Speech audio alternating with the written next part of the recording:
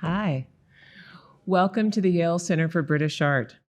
I am Courtney J. Martin, the Paul Mellon Director here at the Center. Yale University and the Yale Center for British Art acknowledge that Indigenous people and nations, including the Mohegan, Mashantucket Pequot, Eastern Pequot, Chigotacoke, Golden Hill Paugussett, Niantic, the Quinnipiac, and other Algonquin-speaking people have stewarded the land and waterways of what we now call the state of Connecticut. We honor and respect the enduring relationship that exists between these people, these nations, and this land.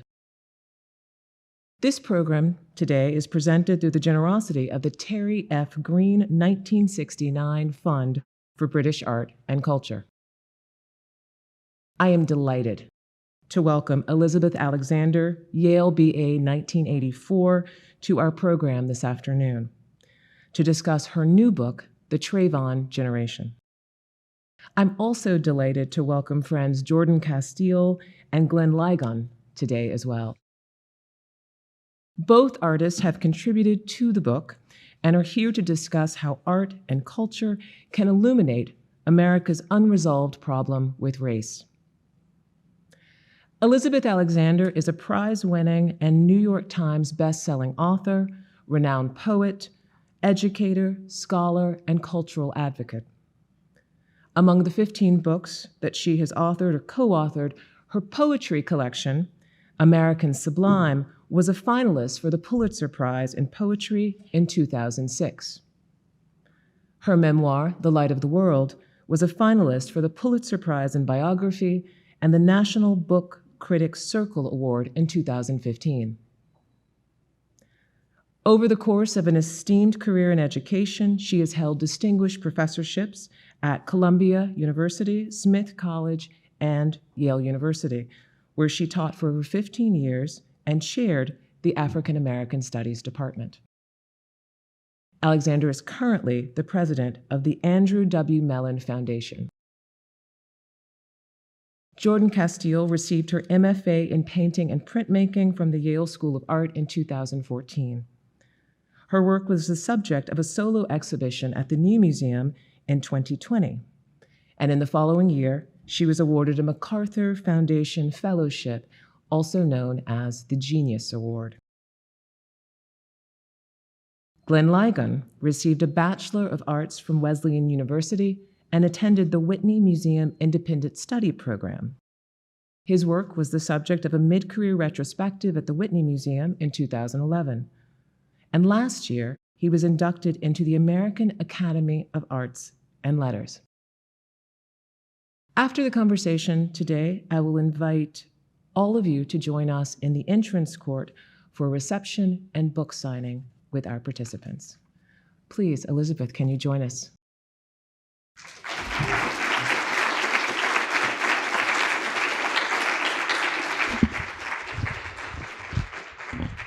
Thank you. It is always wonderful to come home to Yale, and it is especially wonderful to come to this part of Yale made home by Dr. Courtney Martin. So thank you so very, very much. And this is the conversation that I've really dreamed of having, the engagement with the book that I've wanted to have, to bring some of the artists whose work are part of the text of the book. They're not illustrations, they're not meant to hit ideas on the head.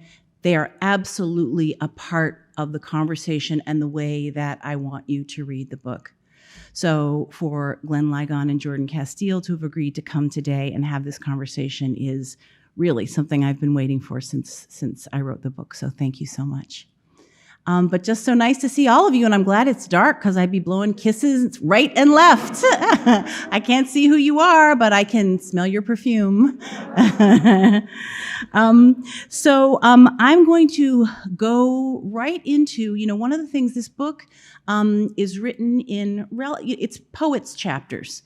And so in addition to the conversation with the art that is in the book, the chapters themselves are also in, I hope, an energized dance where they can sort of move around and do different kinds of things in conversation with each other. So I am going to start in the center and then move throughout with the section entitled The Trayvon Generation. I'm reading snippets, and I'm going to mostly read.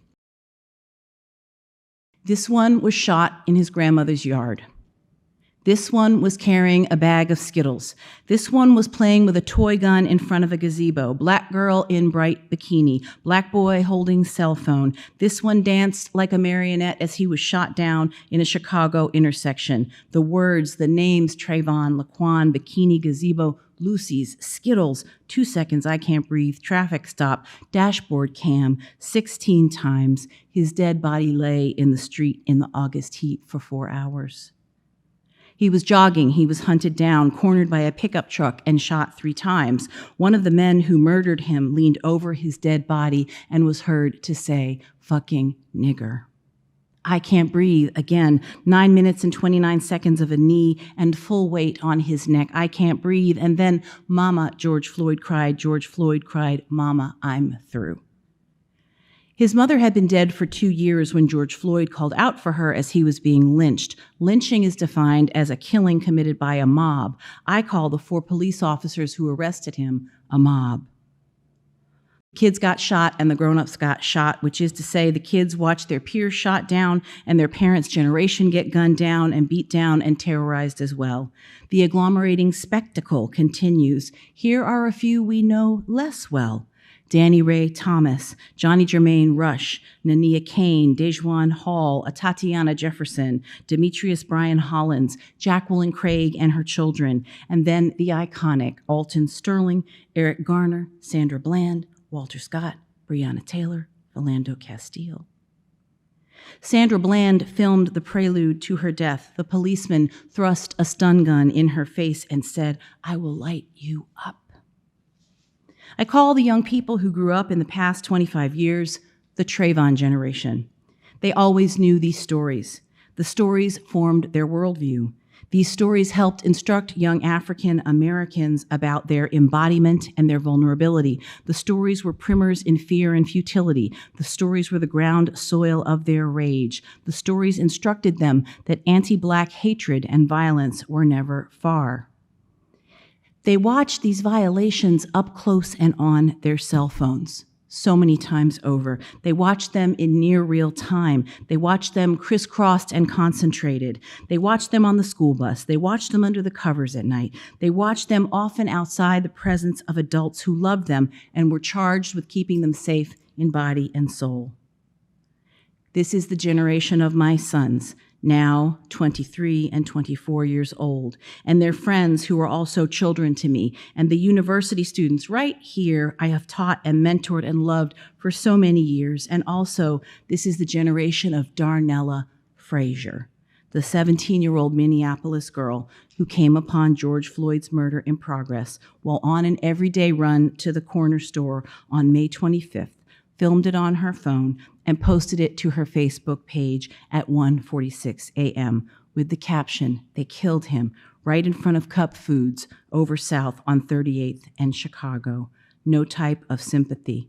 Police brutality."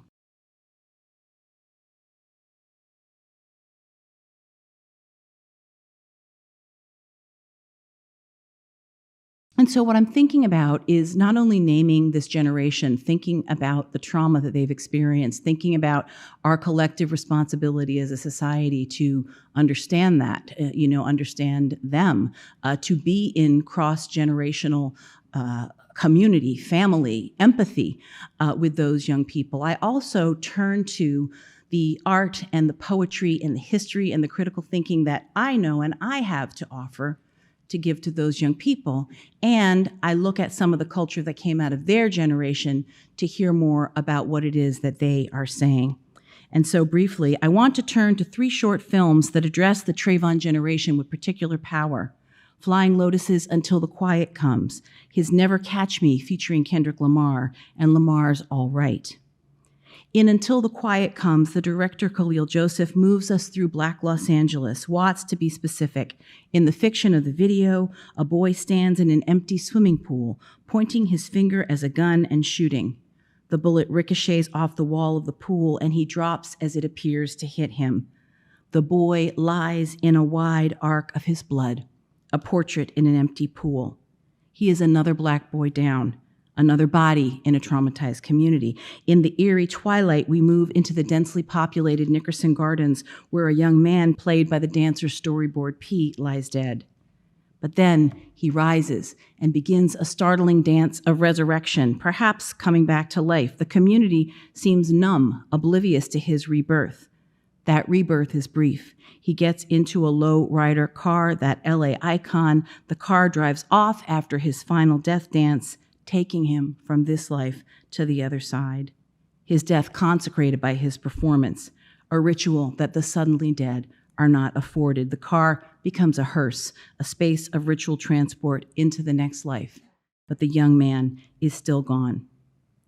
What does it mean in art to be able to bring together the naturalistic and the visionary, to imagine community capable of reanimating even its most hopeless and anesthetized members? What does it mean for a presumably murdered Black person to come to life in his community in a dance idiom that is uniquely part of Black culture and youth culture, all of that power channeled into a lifting?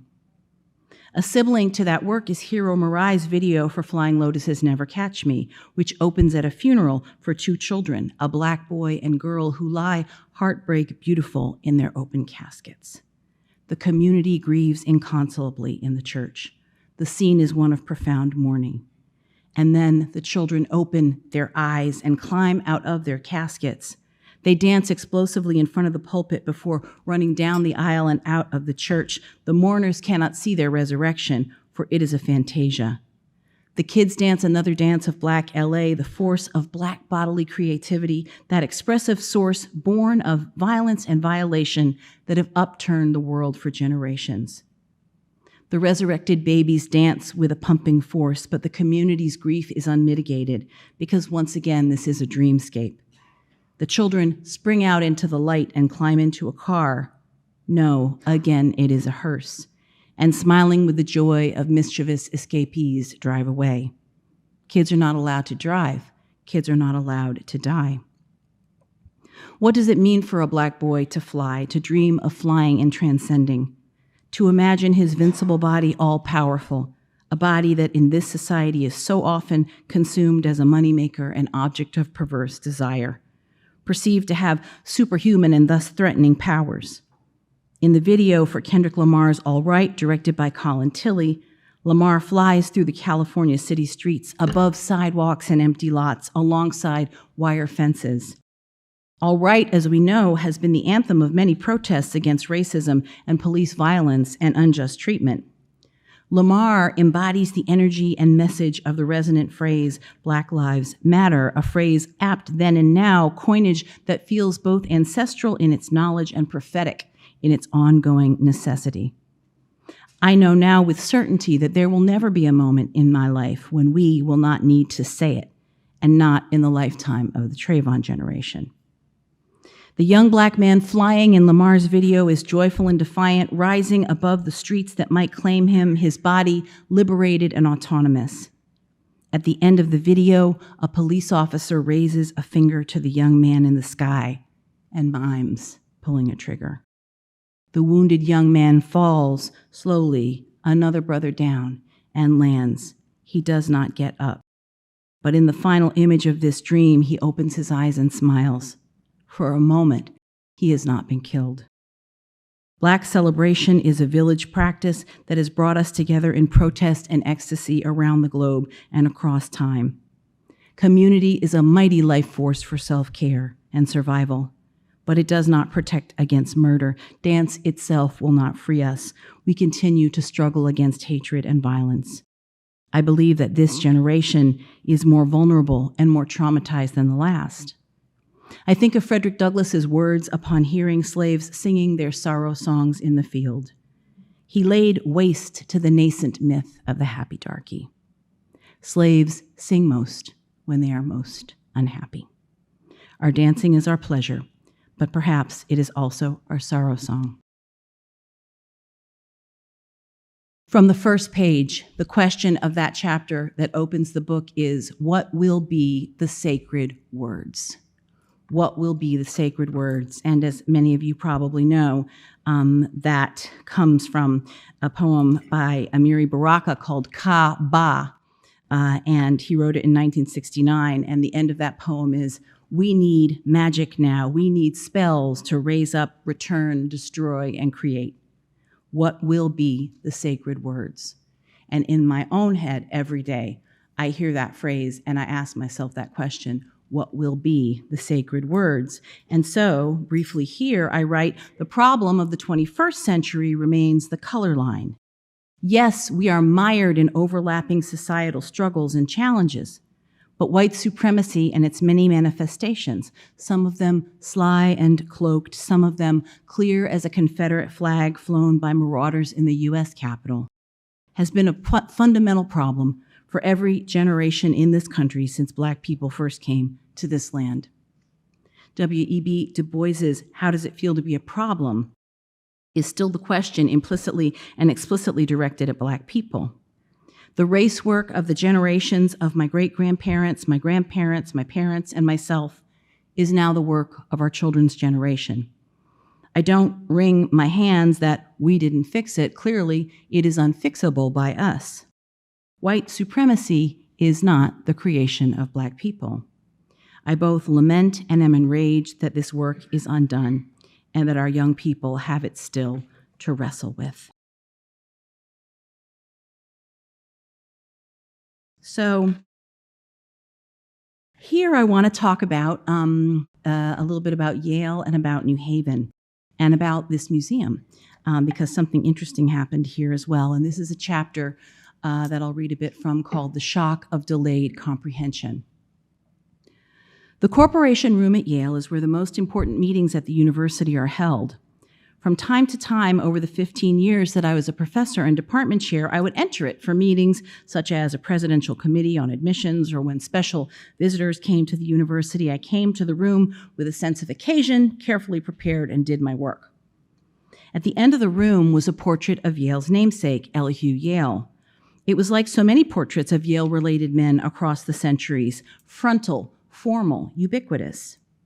In those years, I didn't expect there to be images of people of color or women, even though it gnawed at me that they weren't. And I came to Yale as an undergraduate in 1980, where we actually didn't expect for there to be enough bathrooms for women, because women had not been there for a decade. And yet we reigned. I would conduct my business, and Elihu Yale would preside from his wall space at the head of the room. On a college break, I went to Howard University in my home of Washington, D.C., to work in Founders Library in the Moreland Spingarn Center. The research holdings in African American culture were extraordinary, and I was eager to explore them. I had never before been on the campus of this Black school. I'd spent time on the surrounding streets, but had never walked through the gates.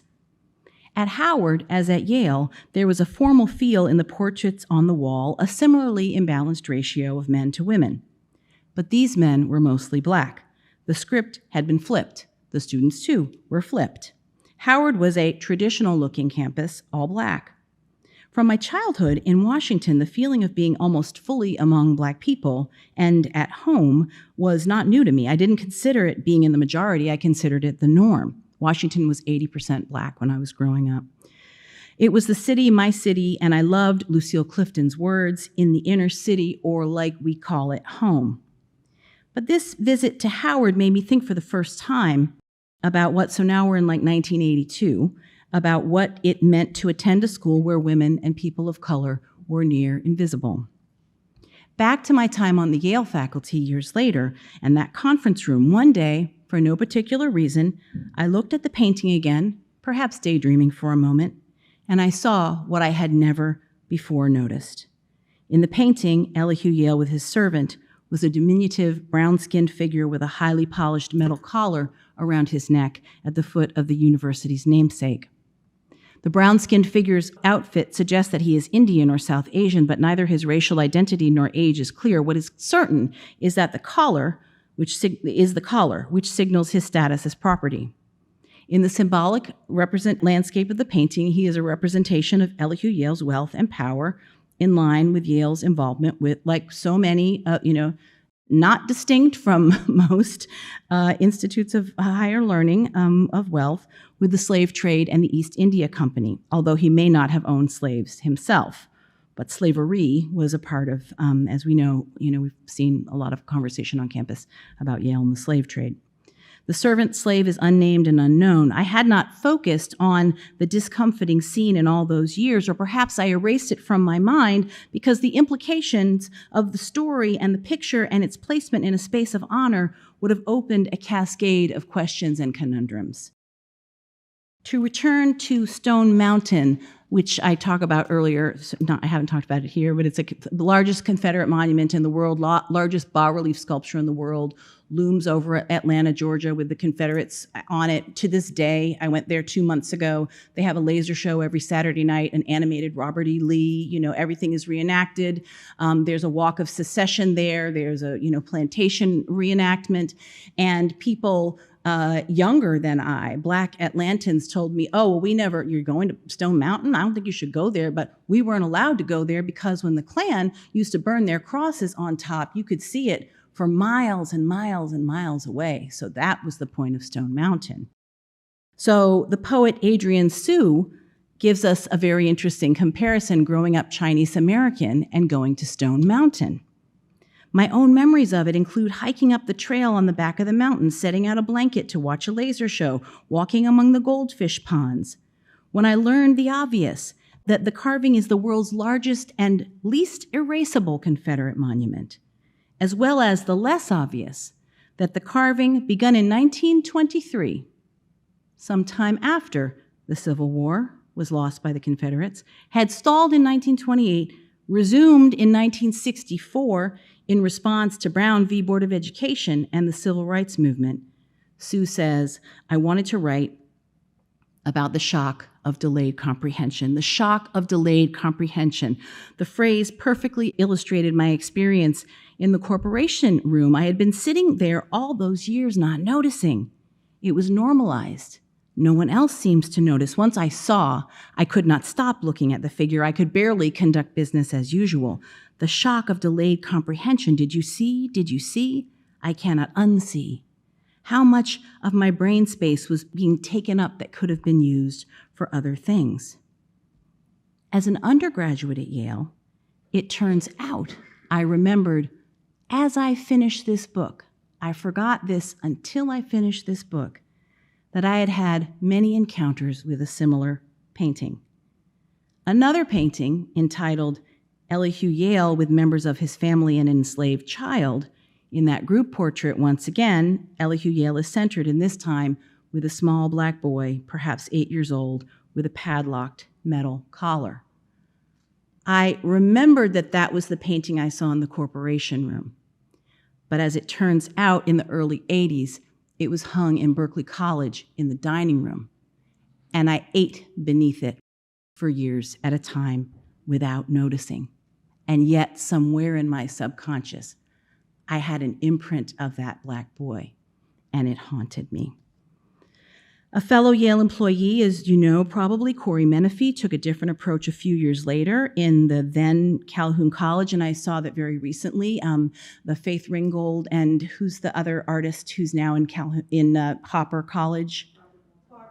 Thank you. So that work has been, in fact, I'll have to see it when I'm here, has been unveiled, which is beautiful. And the Elihu Yale paintings are exhibited here with historical context. And you can go on the British Art Center website and listen to historians like Jonathan Holloway talk about that painting. And you're asked the question, what does it mean when you look at the painting if you center the boy? So I think that all of this is the work of evolution that institutions need to do rather than turn from the histories that they have. So to move forward to two more bits in this book, and then our colleagues will come, but I want to read two little bits. This is from a chapter called "We Dress Our Ideas in Clothes to Make the Abstract Visible." I am looking at a photograph in a loop here called Daddy O, the oldest inmate in Angola State Penitentiary. A black man in prison-issue jeans and shirt leans against a tree, his right hand across his heart, his left resting at an angle on his thigh. He looks both calm and distressed, peaceful and haunted. He was 75 years old when the photo was taken by Chandra McCormick, a photographer from New Orleans who, along with her husband, Keith Calhoun, has chronicled Angola prison and its inmates and visitors for many years. They took one iconic photograph of a guard on a horse surveying the incarcerated men picking cotton in the field, and many other pictures that haunt. Daddy-O is the one I return to. His knitted brow, his hand on his heart, the experiences on his face, the stories behind his eyes, and all that they have seen.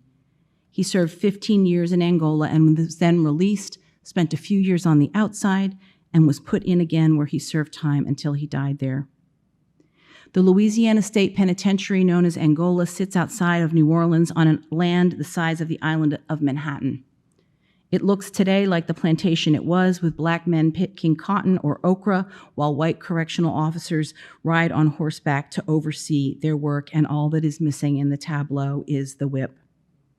It is both emblem and manifestation of the crisis of mass incarceration in this country and its disproportionate impact on people of color inside and outside the prisons and the neighborhoods and communities they draw from. The extraordinary documentary Time by Garrett Bradley follows the Rob and Sybil Fox Richardson family through the years of their teenage courtship, the birth of 6 sons, and Rob's robbery conviction, 60-year sentence, and incarceration at Angola, and eventual release. The title is apt. The film, which is in large part compiled of home video that Fox recorded and preserved, gives a strange and surreal sense of how time spools both quickly and interminably across the family-defining years of Rob's incarceration. Angola houses the largest population of lifers on planet Earth, and by many estimates, at least 90% of those incarcerated will die there. I went to Angola prison with a group of colleagues thinking about the city of New Orleans and knowing we couldn't understand the city of New Orleans if we didn't also go to Angola. When there was, and I also talk about, moving ahead. Some of these men, not men, these 15-year-olds were not imprisoned for life without parole because of rape or premeditated murder, but some for reckless eyeballing, a concept most infamous for its use by pre-civil rights courts to punish and imprison black men for looking at white women or black people for making eye contact with white guards, and is still used for any form of gaze deemed aggressive or inappropriate. There is a membership golf course on the property for people outside the prison. From the restaurant and the golf course, you look as you eat after golf at the infamous Camp J, where men are kept in solitary confinement. I asked the warden if we might drive by Camp J, and the warden told us no. There is entertainment at the prison provided for outsiders, including a famous rodeo. We did not see the rodeo. We did not see Camp J. We did not see the camels that are kept on the property for the nativity scene that is assembled every year on the golf course. We did visit a writing and meditation group that was called a compassion group and heard men speak about meditating, about understanding why people have pain. The sessions last 8 weeks, and an inmate can attend once his entire lifetime in the prison. 8 weeks of meditation in literally a lifetime in the case of most of the men I was in that room with. All black men. The teacher was a white woman who created a literal physical circle in which the men talked about themselves and their lives in response to a reading. The stated goal of the group was, quote, to make the men calm. As a guest, I stood outside the circle, but as I listened, I could not help but move in because the human force drew me in, and it felt wrong to stand outside. One of the men who had been in prison since he was a teenager said, "We dress our ideas in clothes to make the abstract visible." The phrase arrested me. I thought about my own years as a professor, and if I had heard that line from any student of mine, I would have leaned closer and asked for more. This life is the only life. There is no liberation in the by and by. The warden and I both cried when we left the writing group. Whether the Negro Sheds Tears. On April 3rd, 1905, a researcher named Alvin Borquist wrote to the preeminent scholar, activist, writer, theorist, and chronicler of race, W.E.B. Du Bois, at Atlanta University. Dear Sir, we are pursuing an investigation here on the subject of crying as an expression of the emotions, and should like very much to learn about its peculiarities among the colored people. We have been referred to you as a person competent to give us information upon the subject. We desire especially to know about the following salient aspects. 1, whether the Negro sheds tears. 2, if so, under what conditions, anger, fear, shame, pain, sorrow, etc. Any information on these topics will be gratefully received. Du Bois replied, the Negro sheds tears. And so I end this chapter, and where I'll end this reading is looking at the trial of Derek Chauvin. And when we Black people are made mostly of water, blood, and tears. Our black, gold, brown, sienna, blue, black, yellow cream, umber, chocolate sand, wet sand, beige, acorn, black skin contains the waters. We bleed, we shed oceans of tears, our waters contain our sorrows. Almost after a year after George Floyd was killed, I watched the trial of Derek Chauvin, the former police officer who killed him by kneeling on his neck for over 9 minutes. Again, as with the video, I want to turn away, but I cannot turn away because I feel I have to witness. A pulmonologist named Dr. Martin Tobin, testifying for the prosecution, takes us quietly and inexorably through a meticulous close read of the video of the killing, noting details such as this: Floyd's boot toe off the ground means half of Chauvin's weight.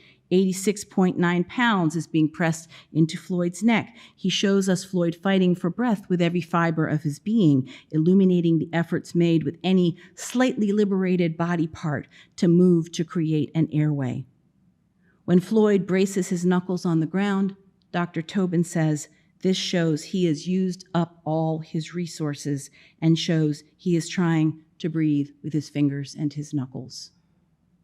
He tells us the precise sound 5 minutes and 3 seconds in that Floyd has suffered a catastrophic brain injury. Then Tobin shows us the exact moment of Floyd's death.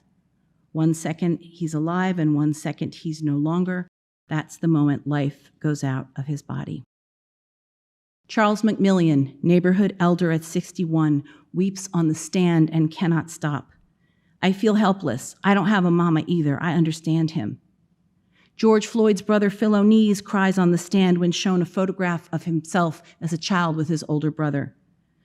He says, George was a big mama's boy. I cry a lot, but George, he loved his mom. He showed us how to treat our mom, how to respect our mom. He loved her so dearly. All the Black men in this trial seem to cry, and the young people say, I should have done something to stop it. The young man at the store who was the cashier for Floyd's transaction wishes he hadn't questioned the counterfeit bill. Black people, including Darnella Frazier, I should have intervened. I should have stopped it. The young people assume responsibility for the horror they could not prevent. George Floyd cried for his mother as he died. I see Black elders cry. I see my father cry watching this trial. As millions waited for the verdict in the Chauvin trial, police killed a 16-year-old girl in Columbus, Ohio, Ma'Khia Bryant. In tears are sorrow, in tears are grief, in tears are anger, in tears are rage. In tears swallowed are cancer, hypertension, respiratory ailment. In tears swallowed is dis-ease. In tears shed is sometimes no relief on the other side. Black tears unshed and swallowed every day, and Black tears shed. Thank you.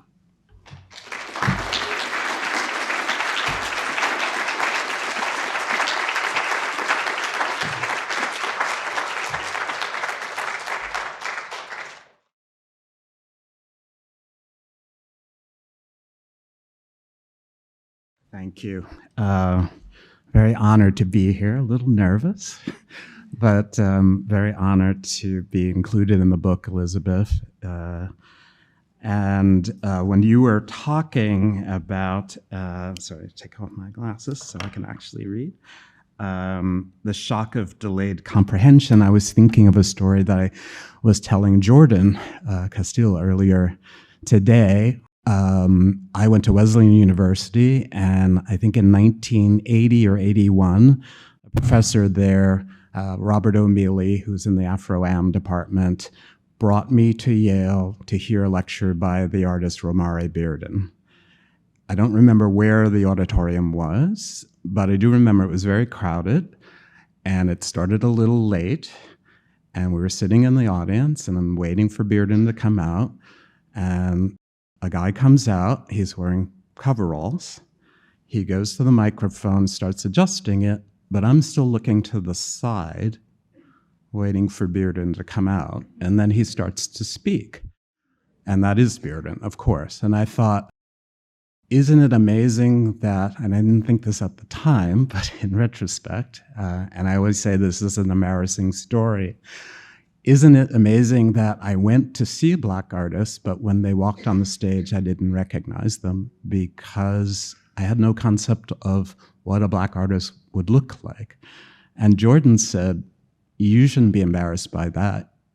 Your professors who didn't teach you anything about Black artists in your history courses at school should be embarrassed. So this is an image from Memphis sanitation workers' strike in 1968. It is the strike that Martin Luther King came to support when he was assassinated in April of that year. And I first saw these signs that say, I am a man, as a poster in a congressman's office on a field trip. And I didn't know anything about the history of this protest, of these signs. I just saw it as this artifact.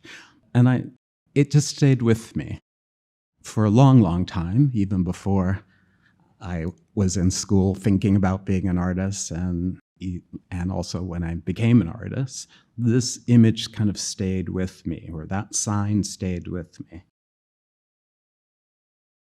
And so in 1988, I made a painting that was based on that sign, or a variation of the one that I just showed you. And this painting is in oil stick and enamel paint, and roughly in the proportions of the original sign. It was an important painting for me because it set up a lot of the things that I would think about in my practice. The use of a text that I hadn't written but was out in the world, that was in the space of a particular social history of protest, or a quotation, if you will. But also in black and white, because so much of my work has been in black and white, being the form that, we read text most, like text in newspapers and black and white, text in books. So it seemed natural to me to use it. But what was interesting about this painting, and something I didn't anticipate, is if you mix mediums together, they don't like to be mixed together. So oil and enamel paint don't really mix well. So this painting was cracking and disintegrating from the beginning. And so I asked a friend who worked at the Museum of Modern Art to do what they call a condition report on it. So when a painting enters a museum collection, it's sent to the conservation, and they do a condition report, which means they would detail all the things that they would address if the painting were going to be conserved.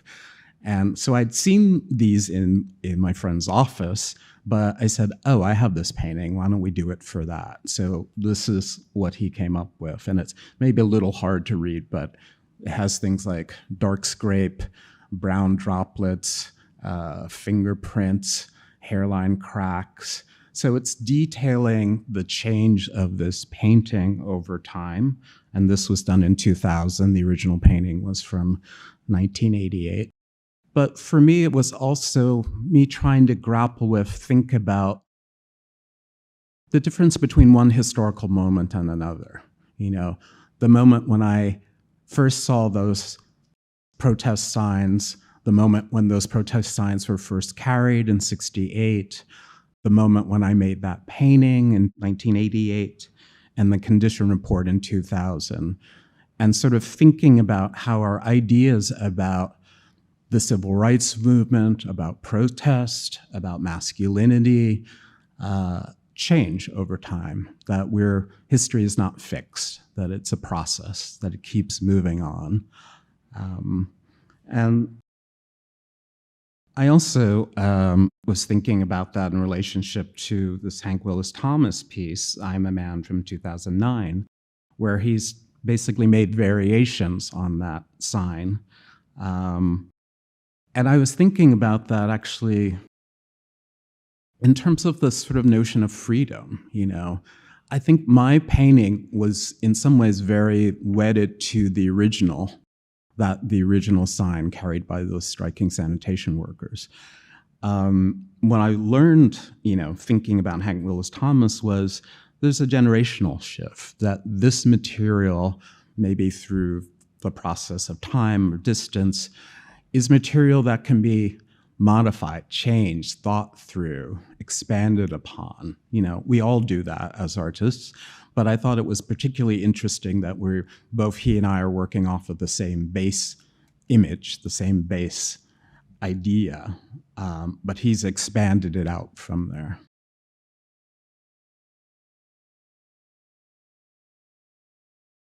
This is a piece called Give Us a Poem. It's from 2007.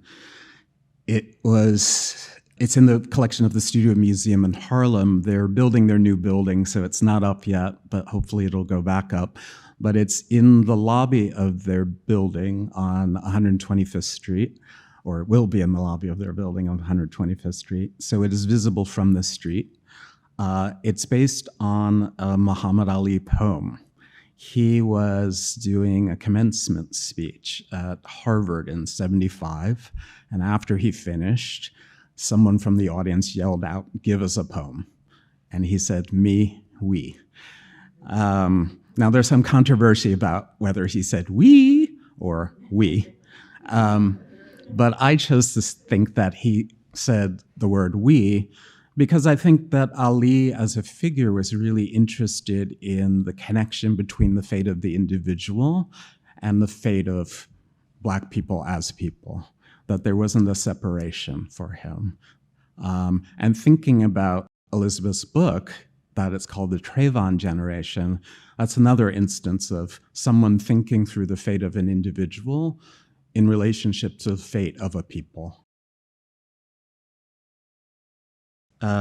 This is some newer work, a series called Debris Field, and in some ways it's kind of the end and the beginning of language. We're at a moment where I think language needs to be rethought, needs to be renewed. What is the chapter called? What will be the sacred words? Well, the sacred words have to start with something new, some new way of thinking, some new vocabulary, some new letter forms.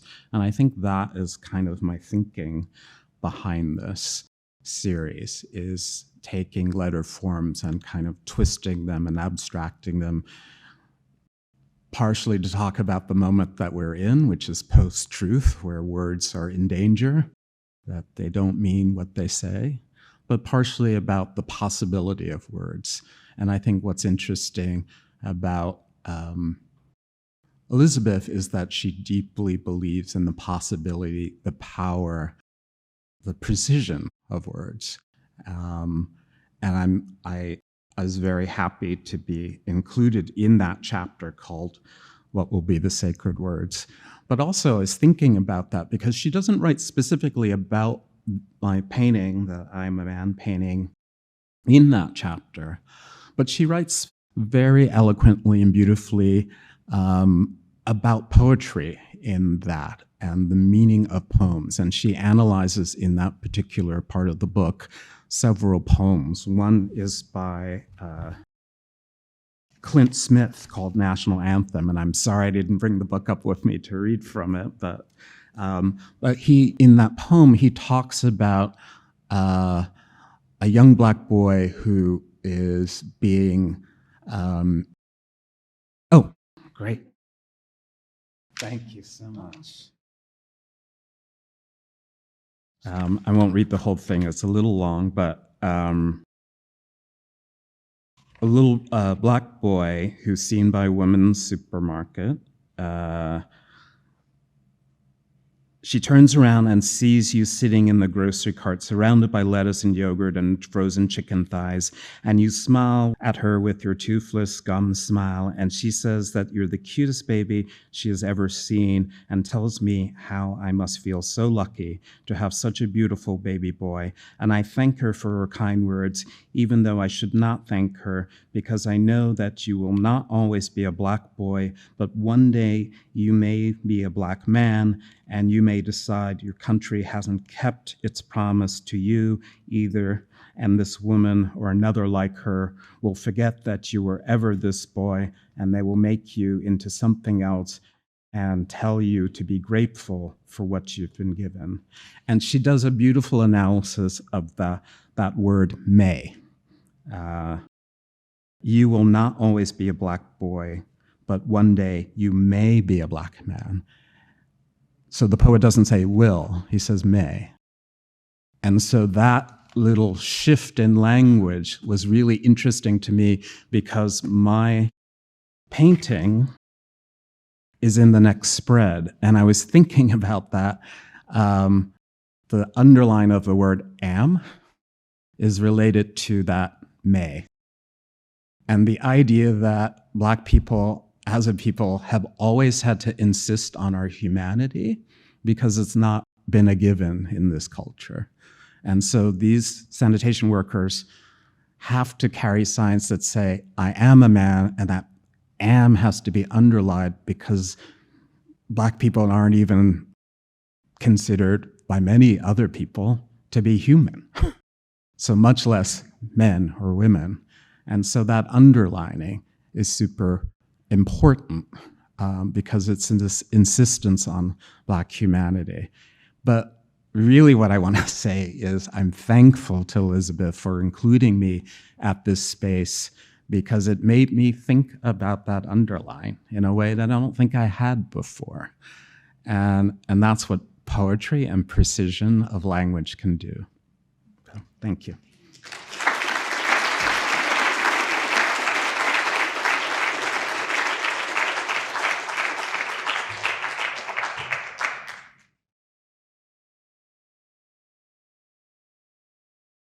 Slightly intimidated after all of that to come up here.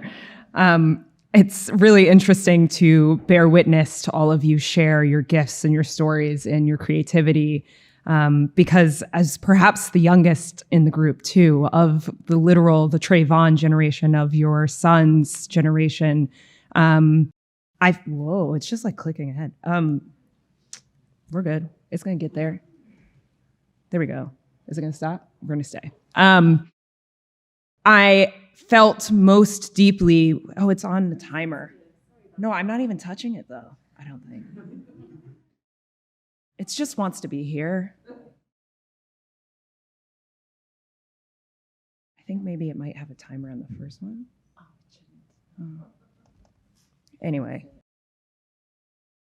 This is I feel like, because reality, I was thinking as you guys were all speaking, like, I got nothing to say. You guys have said everything so perfectly, talking about precision, see, it did it, didn't it?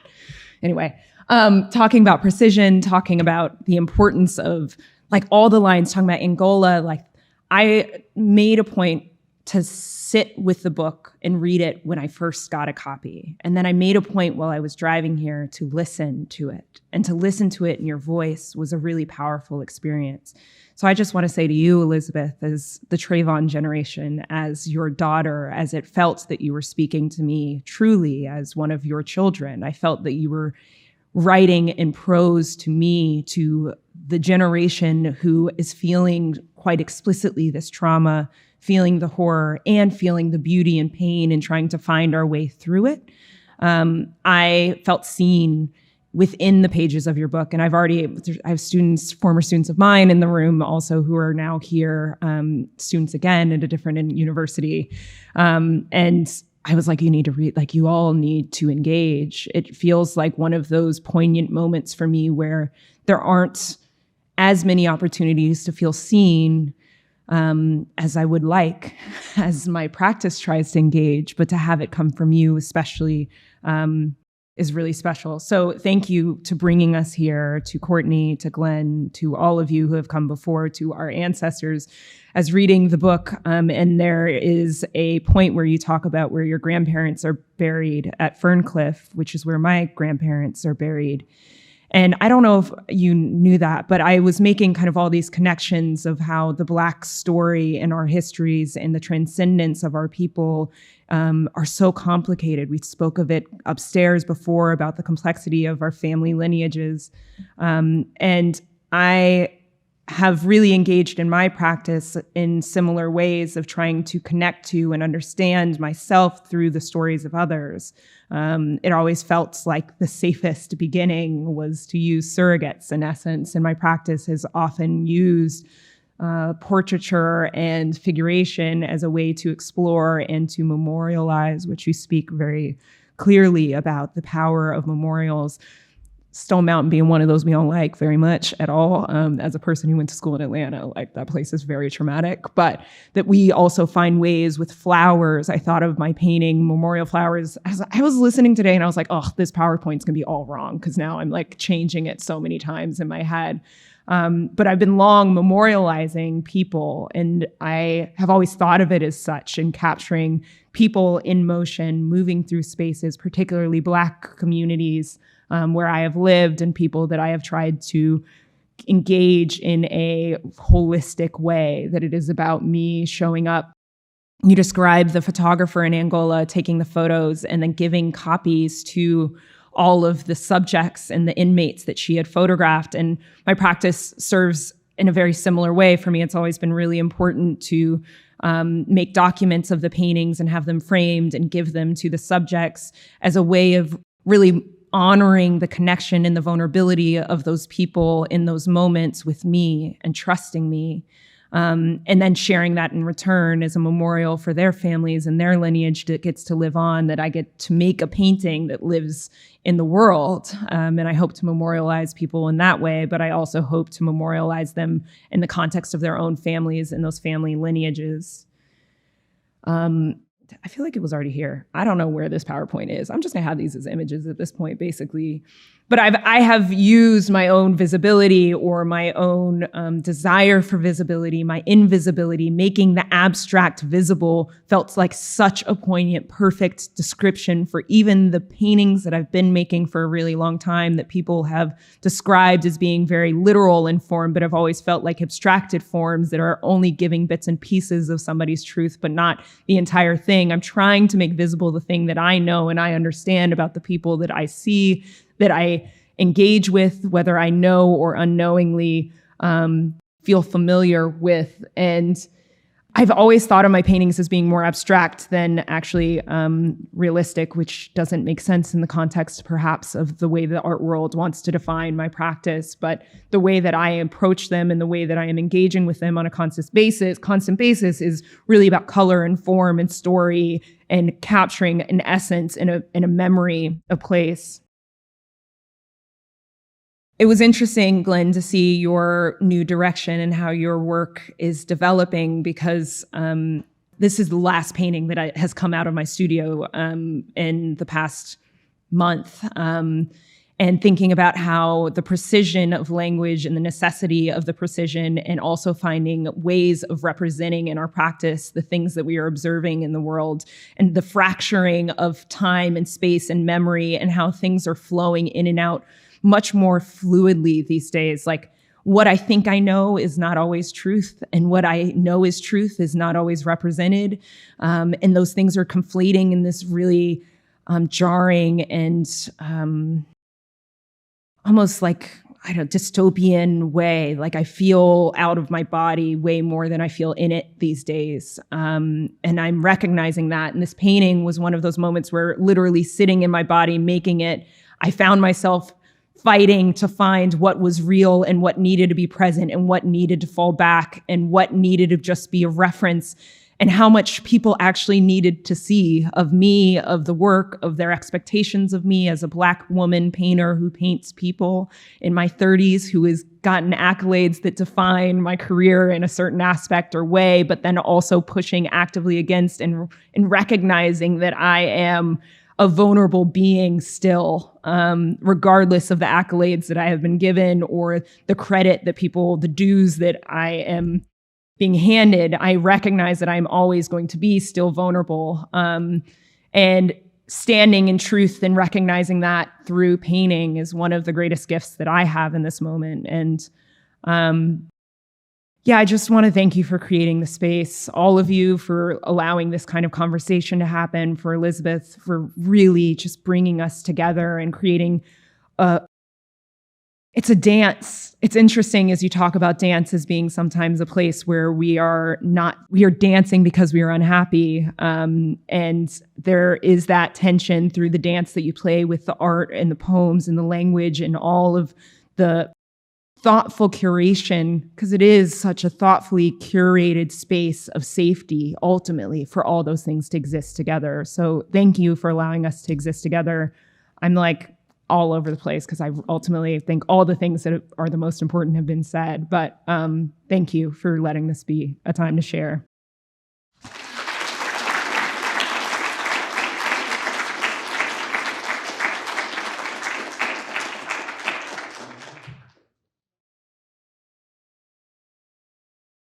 My questions are stilted and boring in the wake of what you all have said.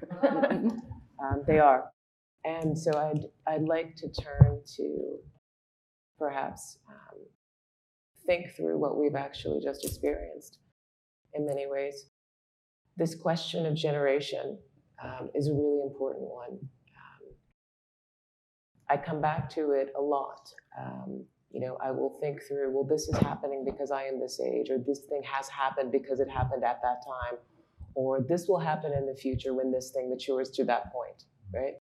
And so this conversation about a Trayvon generation is intermingled with an understanding that we are post-civil rights, we are post-68, we are post-space age, but we're also post-Rodney King.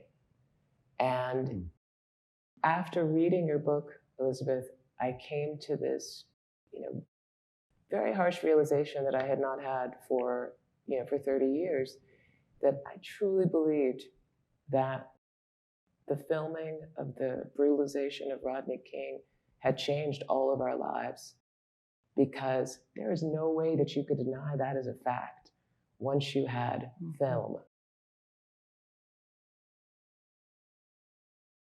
And yet, how do you think through, how do we all think through a kind of hope for the Trayvon generation, of which, for even though those of us who are only, I would say, witnesses to it, perhaps a part of its continuum, within its spiral, will ultimately not live to see what that generation completes. Jordan, you will. Yeah. Sorry. Oh. Yeah. I was like, I hope so. You will. No, you will. The rest of us not so much, but you definitely will. Not sure it's fine. Yeah. Well, I would just say a quick word about technology. I've thought about this a lot. Many people, as I've been talking about the book, have said, well, what generation are you? And I've been like, well, I don't know exactly what generation I am. But when I think about and I've written about this before, witnessing Black violation, witnessing race-based violence in society, I think that you have to look at three different moments in their technologies. 1955, Emmett Till, the first decision of his mother to bring his body up from the river, to take his body to Chicago and to have it in an open casket, and to have those days that are filmed of people going by the casket, and then to let Jet magazine photograph it. And so as we know, there are literatures, there are, for people who were, Black people who were young people in that generation, Emmett Till via Jet magazine was how they understood their generation. Mm-hmm. My father, who was born in 1933 in Harlem, USA, I asked him, how did you think about the death of Emmett Till? He said, well, we didn't have any South to go to. He said, on the Southern side of the family, like no one dared go back. Mm-hmm. And he said, and on the Jamaican side of the family, no one could go back.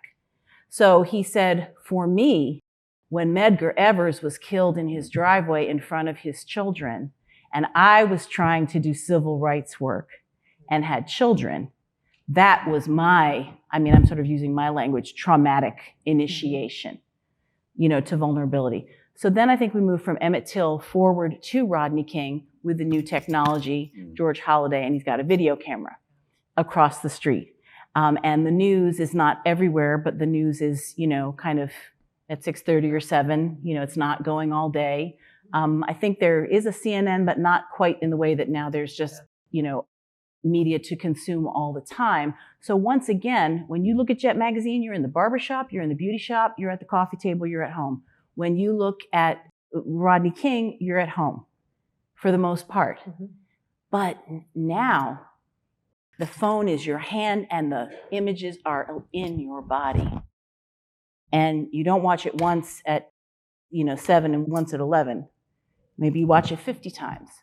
So I think the technologies help me think through what the different generations are. And of course, also, the hopefulness of moving forward in the civil rights era and what happened to that hopefulness. When I was coming along, being brought up by extremely practical, rights people, rights warriors, nonetheless, they still thought we were moving forward, mm-hmm. even if you kind of come back, and keep moving forward.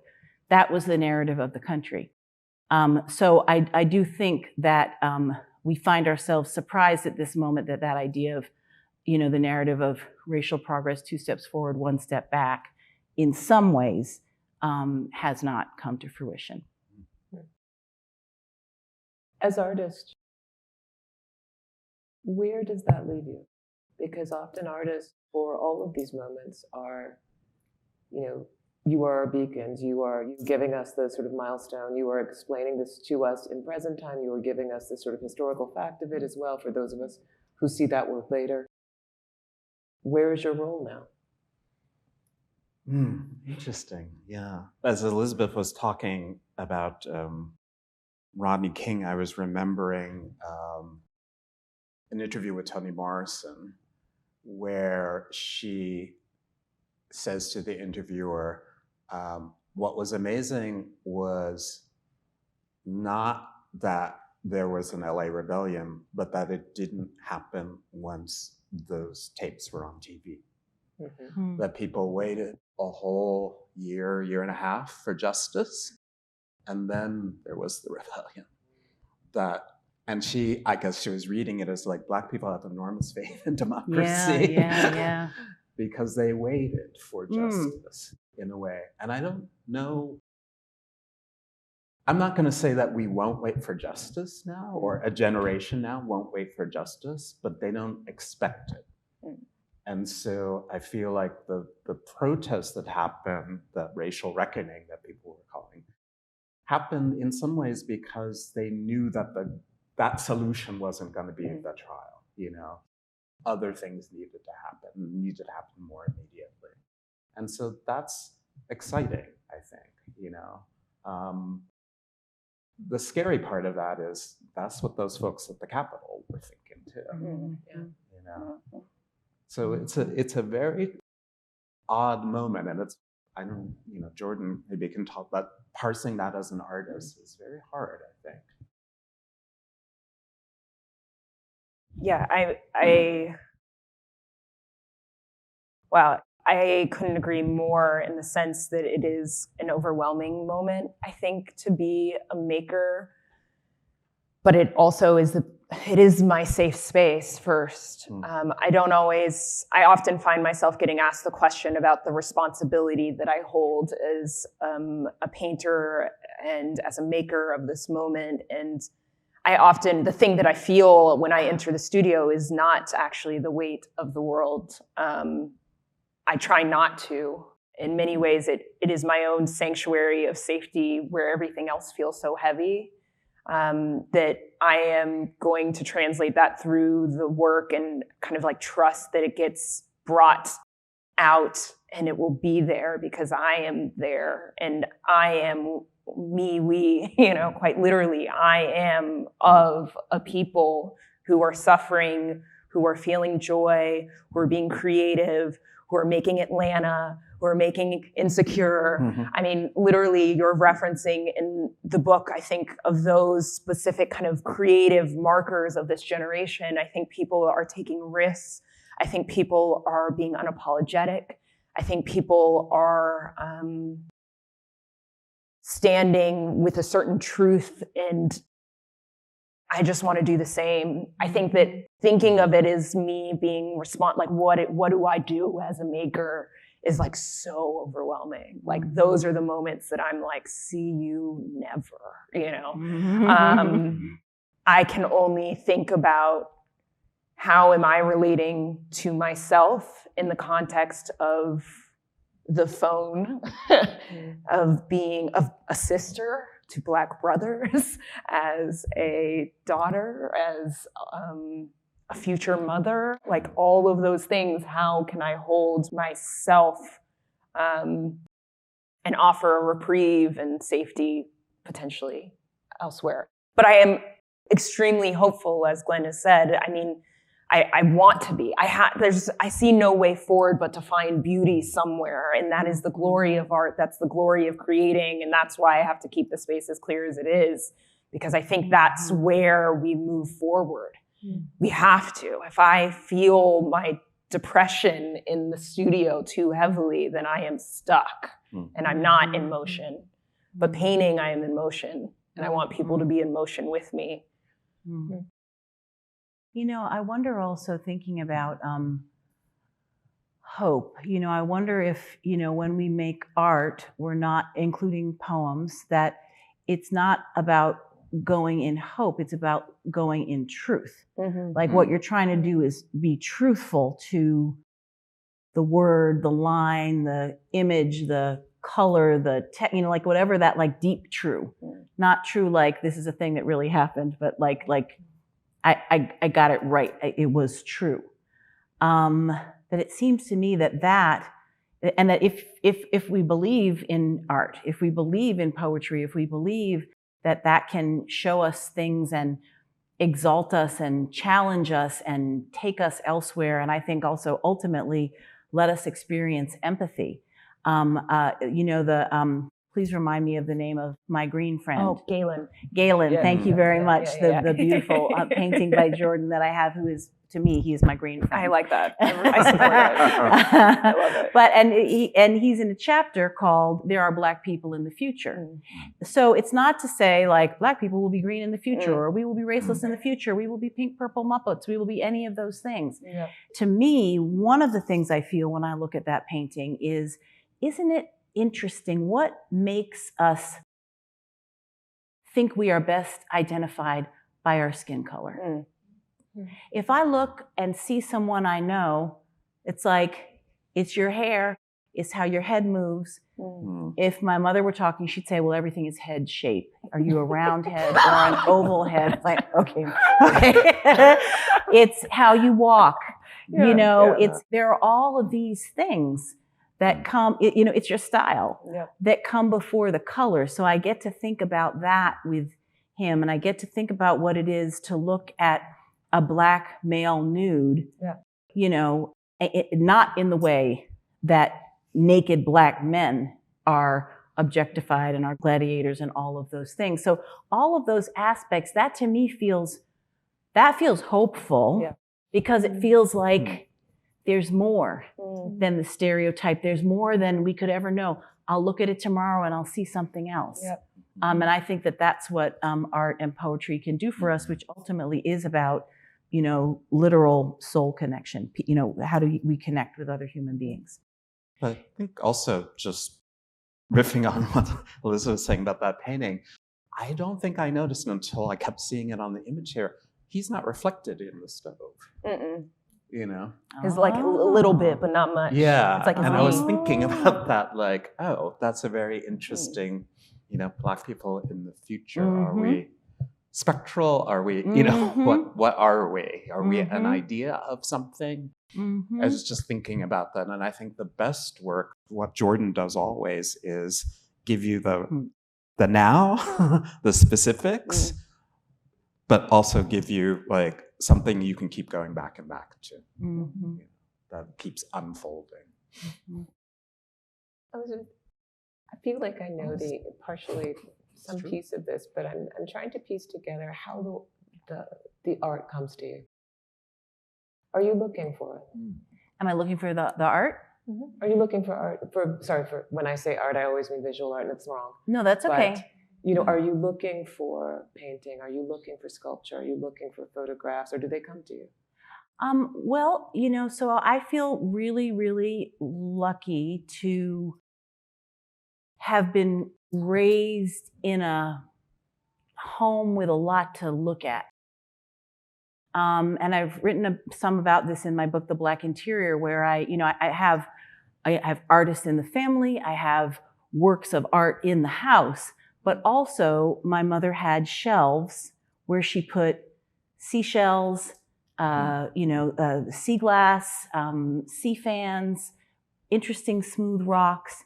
She arranged them in the most beautiful ways. And, I know that we just said a crossover goodbye in Battelle to our beloved Robert Ferris Thompson.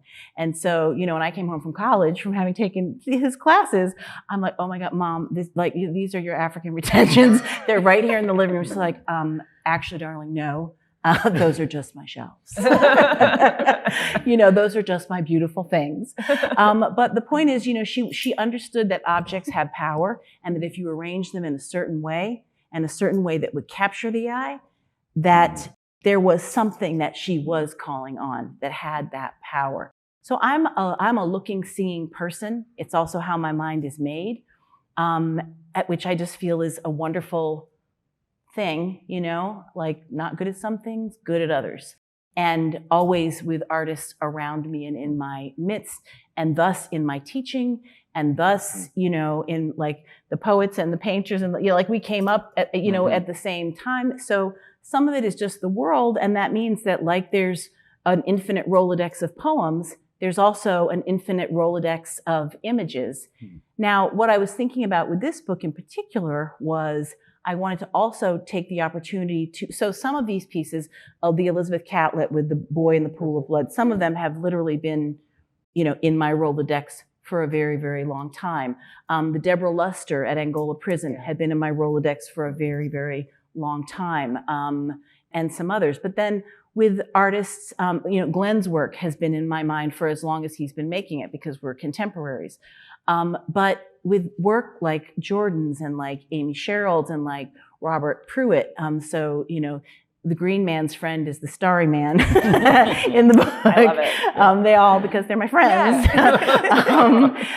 So to take the opportunity to, do more than keeping up in the galleries and as much as I could, but also to learn and go deeply. And actually, I think, is Josie here?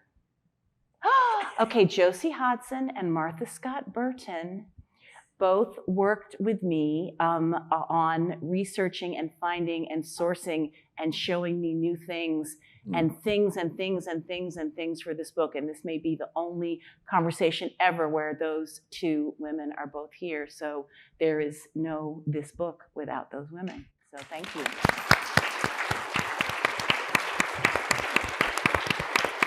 Because you just want to always keep learning. I mean, and in a way it goes back when I was, first teaching at the University of Chicago, and when everything, like there was no email and there was no nothing, and there was this, brilliant curator in New York named Miss Thelma Golden, and I was trying to and everyone had slide projectors, and I was like trying to put art in my classes. I typed like, Dear Miss Thelma Golden, I'm a professor in Chicago, blah, blah, envelope, send, blah, blah, blah. And then back comes promptly with her distinctive hand on the envelope, a manila folder with slides with her markings on them when you couldn't just go find stuff, you know? So I think that the point is also whenever there's an opportunity to learn more from someone who spends all day, every day in the visual world, that's what I do. Do you see your work differently when it is written about? To me? Yeah. Either. Both. You go first. Definitely, because it takes me a long time to see my work. You know, it takes me a long time, you know, to understand what I was trying to do, what I thought I was doing versus what I actually was doing versus what I was trying to do. Like, it takes me a while to unpack that. And so it's always interesting for me when people write about the work because I learned something, you know. Because I also think that making work is about thinking through things rather than you think through something and then you illustrate it with your work. So I feel like it's an ongoing process, even when the work is finished. I'm still thinking through the issues that were in it. And sometimes you just need someone else to help you do that, you know? And Thelma, as Golden, has been a great interlocutor about that. It makes me think when you said that, the question of like, when do you know a work is done? It's like, I do kind of hate that question because it does never feel done. I think because of the constant contextualization that's happening.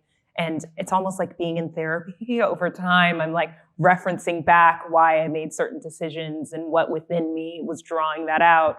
But when I'm making the work itself, it is literally nothing. I want nothing in here. When I have something, I get distracted and I'm thinking too much. But when I can have nothing in my mind, then something happens, and it's later that the contextualization happens where I'm thinking about like, what was I listening to and where was I? And when something's written, they're seeing the nuance of decisions.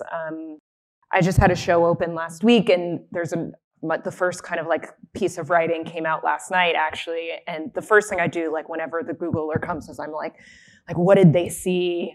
I'm horrified. Like, did they say something that's going to contextualize me in a passive / aggressive way, and that is like that renders me invisible, right? Like my fear is always being rendered invisible in somebody's attempt to make me more visible.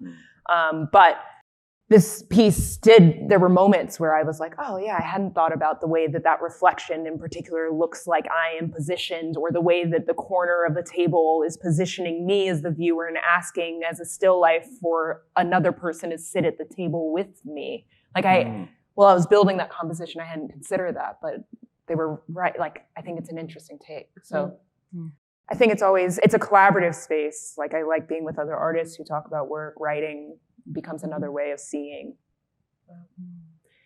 Elizabeth, I have to say, speaking of being seen, you know, it was a total surprise to me to find that you had come upon the Elihu Yale portrait. Not that you would not have known about it, of course, but that you would also recognize the work that we've been doing here in this museum on that.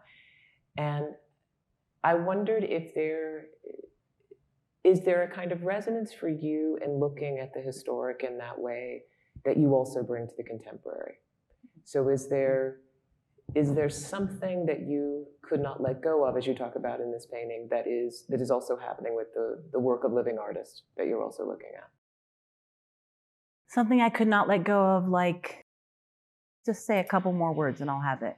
I'm struck by the fact that when you write about it, that you do talk about that act of being with that painting for a number of years, and not always recognizing that you're with it, but then it's like, it's recurring with you in a sense.